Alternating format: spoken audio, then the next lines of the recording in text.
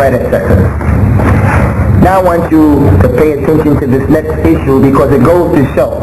Now, Abdul Malik. I just have a question about the word Salaf. Where does the word Khalaf fit in? Because we're going to come to that later on. Okay. Now, Imam al-Bukhari said in his book, there was a man by the name of Rashid ibn Sa'd. And Imam al-Bukhari brought this in his book of hadith. He brought this statement of this man whose name is Rashid ibn Sa'd. Al-Bukhari brought in his book, so you can understand, the statement of Rashid ibn Sa'd. Now, Ibn Sa'd, what did Rashid ibn Sa'd say? And Imam al-Bukhari brought this statement in which he said that Rashid ibn Sa'd said, كان السلف يستحبون الفحول لأنها أجرى وأجسر. Rashid ibn Sa'd, he said, the Salaf used to like the male horse for jihad, of course. The Salaf used to like using and having the male horse for jihad because you get more reward for it.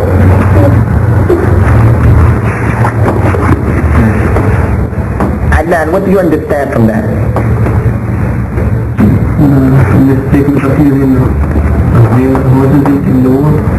What do you understand from the statement of Rashid ibn Sa'd? كان السلف يستحبون الفحول لأنها أجرى وأجسر. What are we trying to prove here? Al-Imam Rashid ibn Sa'd, this man, he's from the Tabi'een. He's from the second generation of people who came after the companions. Rashid ibn Sa'd, he's from the Tabi'een. So here he is from the Tabi'een, meaning he took his knowledge from the companions of the Prophet. He said the Salaf used to like the male horse. So it goes to show what? It goes to show that the Salaf are the Sahabas, even to the Tabi'een, because the Sahabas preceded them. Naam, Yahya. Not important, because it's in Fath al-Bari, and you guys have no access to that.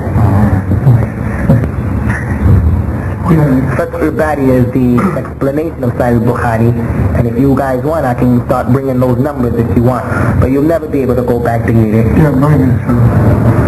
So the point here is, Rashid ibn Sa'd is from the Tabi'een, and he said that the Salaf used to like the male horse.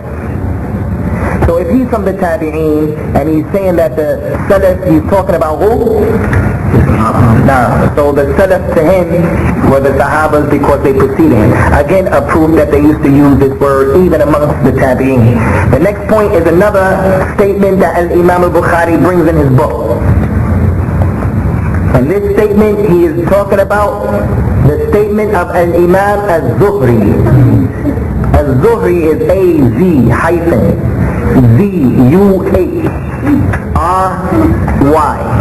Al-Zuhri. Muhammad ibn Shihab Al-Zuhri was a high-powered scholar. Anyway, Al-Imam al-Bukhari brings in his book, Sahih al-Bukhari, the statement of Al-Imam al-Zuhri, which was, the statement of al-Zuhri was, أدركت ناس من سلف العلماء يمتشطون بها ويدهنون فيها لا يرون بأسا. He was talking about the opinion of the bones of those animals like the elephant. If you came upon an elephant that was dead and he had the bones, and Imam al-Zuhri said concerning those bones, what you can do with it, he said, I met some of the people from the Salaf who used to take those bones and they used to comb their hair. They would make a comb out of those bones, and they would get oil from it, like to oil themselves. Somehow put their perfume in a small bone and they would use it as a holder or a container for their perfume. They didn't see anything wrong with that. And Imam al-Zuhri said, I met some people from the Salaf who used to make the comb out of those bones. And they used to use those bones to be the containers of their oil. Salman, when I come out of the room to come to the minbar on Friday, he's standing there and he's putting the oil on the people. That thing that he has, that container, they used to use those bones for that. And Imam al-Zuhri is from the Tabi'een, just like Rashid ibn Sa'd is from the Tabi'een. And al-Zuhri said, I met people from the Salaf, the ulama of the Salaf. If he's from the Tabi'een, who is he talking about, the ulama of the Salaf? Ahmed. What is the Tabi'een? Who are the second generation? The second generation. If he's from the second generation, he said, I met the scholars from the Salaf. Who is he talking about? If he's a Tabi'een, when he say a scholar from the Salaf, who is he talking about? The one of the, or some of the Sahaba. So the point again is you have the Tabi'een using this word Salaf. You understand, Ikhwan? Mikhail, you with me? Alhamdulillah. The last point we want to make concerning this, Ikhwan,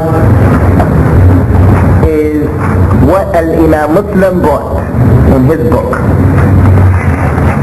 And he's bringing the statement of Al-Imam Abdullah ibn al-Mubarak. Al-Imam Muslim in his book is bringing the statement of the Imam Abdullah ibn al-Mubarak, a scholar that we need to acquaint ourselves with, to know what he was upon and what he was about, because he was a tremendous scholar, a tremendous mujahid, a tremendous mutasaddiq. He used to have a lot of money, he used to give the people sadaqah. He was everything. Allah blessed him with it. He said, دعوا حديث عامر بن ثابت فإنه كان يسب السلف. Abdullah ibn Mubarak said to the people, his students, he said, leave, do not narrate, leave the hadith of a man, his name is Amr, A-M-R, ibn Thabit, T-H-A-A-B-I-T. Abdullah ibn Mubarak, he said, leave the hadith of Amr ibn Thabit, for verily he used to curse the Salaf. He used to curse the Salaf.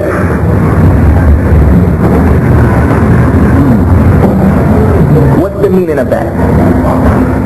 Abdullah ibn Mubarak was from the scholars who came after the Tabi'in. He's one of those scholars of hadith who have the ability to talk about the men. You say Abdul Karim is reliable in his transmission. He'll say Abdul Rahman is reliable in his narration. He'll say Yahya, he's reliable in his transmissions, but when he got older, he started mixing them up. So be careful of his narrations when he was an old man. You can take him when he was a young man. He'll say, but Bassam, he's weak in his transmission. He'll say, this guy over here is a liar. Don't take any of his transmissions. So here Abdullah ibn Mubarak was telling the people, leave the hadith of Amr ibn Thabit because he used to curse the Salaf. This man, Amr ibn Thabit, he was from the Tabi'een. If he used to curse the Salaf, who was he cursing? Akhi Abdul Rahman. He was from the Salaf. Akhi, Amr ibn Thabit. Right? Amr bin Thabit. He was from the Tabi'een. And he used to curse the Salaf. So leave this hadith. So Amr bin Thabit, Abdullah bin Mubarak, he's from who? Abdullah. And Imam Muslim brought in his book that Abdullah bin Mubarak said that leave the hadith of Amr ibn Thabit because he used to curse the Salaf. Abdullah ibn Mubarak, that means that Amr bin Thabit, right? Abdullah ibn Mubarak is from who?